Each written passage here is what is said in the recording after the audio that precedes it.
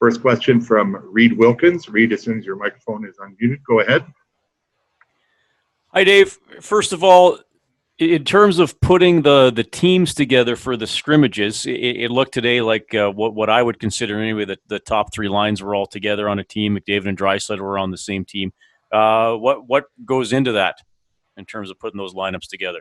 I think if you've seen it every day, they've been a little different. There's certain things that I'm kind of looking for, seeing how people react to different things, seeing how people play against each other. So every day is different. A couple of days ago, we had McDavid and Draisaitl together with JJ's line. Today was with Sheehan's line. And then the other 3 or 4 scrimmages, McDavid and Draisaitl have been split up. And so there's kind of different things that I'm looking for and seeing how people handle different things. And that's about it. Next question, Jim Matheson. Jim, as soon as you see your microphone, go ahead. A couple of things, Dave. You put Athanasio with Sheahan and Archibald today, and you put Ennis up with Draisaitl. The reasoning for that. And the other question I have for you is, a lot of other teams are missing 6-7 players of practice.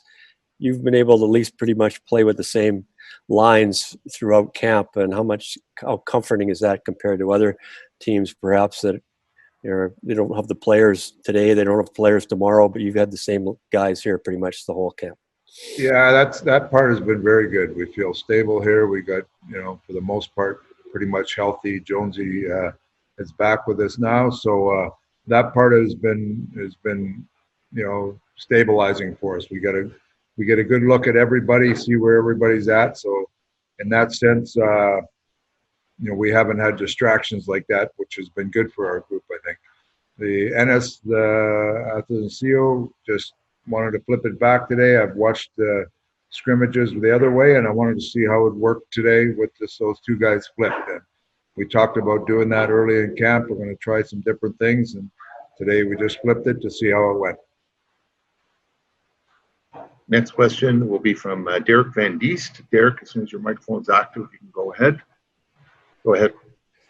Hi, Dave. Yeah, I just wanted to ask you about Connor McDavid. He looks like he's kind of a racehorse ready to go. And just a thought on, watch him score that goal today. Do you obviously say, yeah, he's ready to go and we just got to open the gate and hopefully let him roar? Well, I think the break was probably good for him. He's come back. He looks fresh.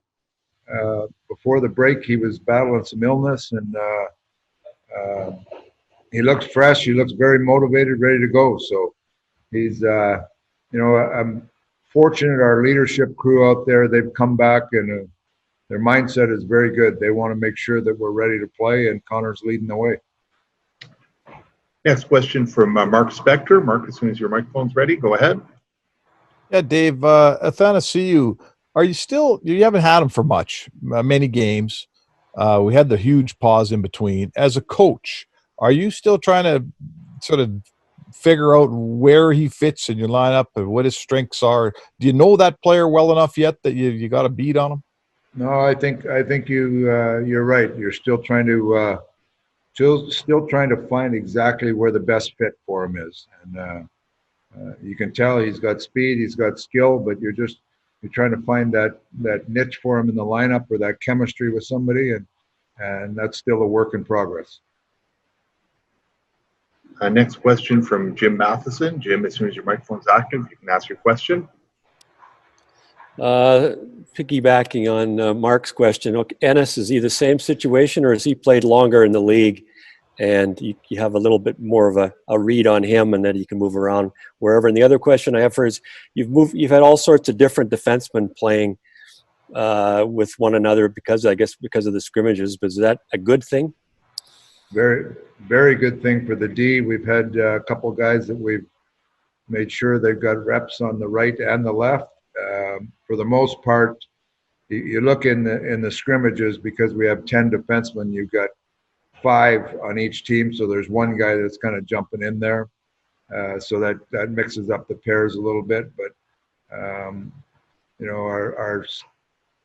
our steady pairs, if we went with even numbers, you'd have those top 4, and then you've had Russell and Benning have played a lot together. Today I had Jones with Broberg on the right and Lagesson and Bouchard. So it's they get mixed up a little bit in scrimmage because we want to put 5 on each team, but still looking at that. And Broberg's come in and has been pretty good here, so we want to see what he can do in some different situations. So we'll continue to monitor that. And the other one was Ennis. Enzo and Double A. We're looking for that chemistry on lines and see where everything fits.